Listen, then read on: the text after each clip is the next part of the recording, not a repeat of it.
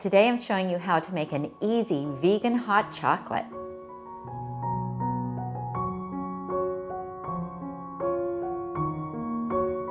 Hi everyone and welcome. I'm Tammy, the creator of the blog and this YouTube channel called Nutmeg Notebook. This is where I share with you all about a whole food, plant-based lifestyle. So today I'm going to show you how to make a delicious, decadent hot chocolate.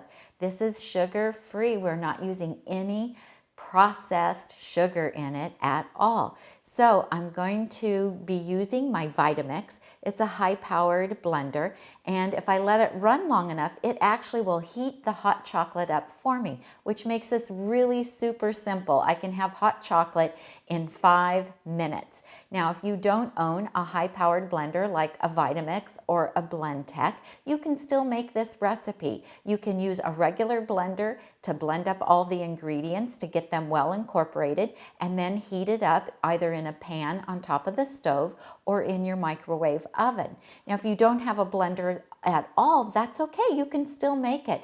Just mix everything up in your saucepan. Use a wire whisk to blend it, or you can use one of these little battery operated, this is a little Aero Latte, and it's actually for foaming milk for like a special coffee drink. See, it goes like that, and it will do a really nice job of mixing everything up for you as well. And I'll link to everything that I show you today in the show notes. I have everything listed on my Amazon store. So today I'm making a double serving because my husband Tom also wants to have some of this, and you can use any kind of plant milk that you want. Now, if you use a little higher fat plant milk like a cashew milk, or this happens to be a soy milk, it'll be a little bit richer, but you can use whatever kind you want. You could use almond milk, that would be perfectly fine. So I have 2 cups because remember we're making a double batch. And then I'm using date syrup, and this is the Date Lady date syrup. If you don't have date syrup, you can use dates. If you have date paste, you could use date paste. I would start with probably about 3 tablespoons of date paste and then go from there. And I actually only have 1 tablespoon in here because when I originally started, I was just going to make 1 serving, but I'm going to make 2. So I'm just going to add about another tablespoon. So we're going to put that in the blender container. And this is where our sweetness is going to come from. Now, this is just what works for me, the portions that work for me. If this is too sweet for you, cut back. If it's not sweet enough, then add a little more. That's perfectly fine. Now, I'm also using cacao powder. This is one that I buy at Costco. You could use any unsweetened cacao powder or cocoa powder, or you could even use carob powder, and it'll give you that nice, smooth chocolate taste. We just want it to be unsweetened. Then for fun, I'm also adding in a little bit of the Maca powder. And this just adds kind of a malty flavor. No worries if you don't have this. It's still going to taste delicious. In fact, you can use different things to flavor this. If you'd like a cinnamon hot chocolate, you could use just like a 1/4 teaspoon of ground cinnamon. If you want a peppermint hot chocolate, you could use 1/8 to 1/4 of a teaspoon of peppermint extract. If you want it to have orange, you could use just a little squeeze of some fresh orange juice, or a little bit of the zest, or a combination of the 2.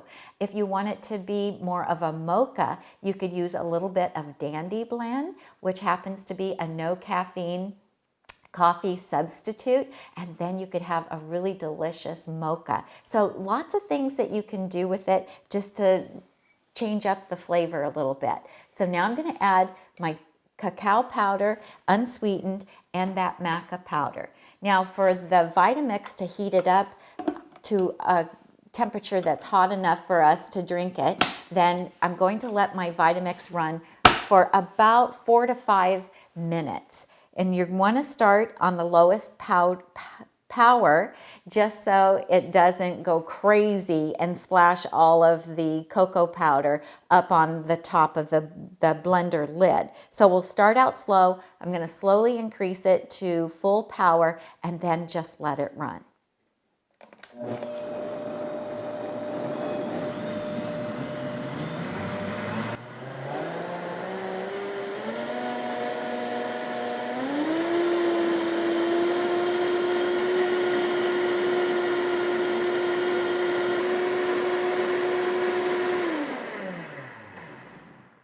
Okay, so since I had a double batch in there, I let it go for 5 minutes and it feels like it's nice and hot. So we'll go ahead and take the lid off. Oh yes, look at all that steam coming out, you guys. It's really nice and hot. It smells so good. And the great thing about using the Vitamix is it makes it really frothy, and that's fun, just so fun. So let's see how this looks. Oh my gosh, it looks amazing. And of course, I have to do a little taste test for you. It's so delicious, perfect. But remember that you can make different variations depending on what you want to add to it. So you can make it a little bit different every time you make it. And you can adjust the quantities to suit your personal preferences. I will put the recipe in the show notes down below, and I also will do a companion blog post. So if you want a printable recipe, I'll put a link in the show notes to the blog post where you can print easily a recipe to put in one of your folders. If you like this video, please give me a thumbs up and subscribe to my channel if you haven't already. And right next to the subscribe tab is the little bell icon. If you click on that, you'll get notifications whenever I put up a new video. Also, if you haven't subscribed to the blog yet, go over to nutmegnotebook.com. I have hundreds of recipes on the blog that I have yet to make videos for. And when you become a subscriber, then you're on our email list. Immediately, you will get an email with some special recipes that are just for subscribers. If you don't see it in your inbox, please check your junk folder or your spam folder. Oftentimes they end up there because we're not in your contact list. And if you want to know about the products that I used in today's recipe, the link for my Amazon store will also be there. I'm Tami, and I help you get healthy and stay healthy, one meal at a time. Bye-bye.